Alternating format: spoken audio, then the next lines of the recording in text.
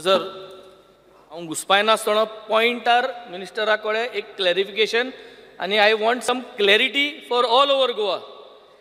Khajan fields have got thick mangroves because बांद was not protective. म्हणजे मॅनग्रोव आतां खजाना वाडले. आतां आमकां शेत रोवपा जाय पूण तीन मॅनग्रोव्स आहाय जाल्यार आमी कित करपाचें?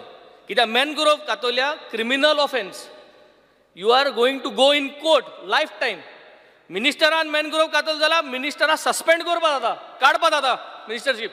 Any minister in this assembly is alleged that he has cut any mangroves in his property, then तेका हिंगा मिनिस्ट्री काडपा जाता. सारकें जाल्यार आमी आज कित करपा जाय? Can we replant these मॅनग्रोव्स?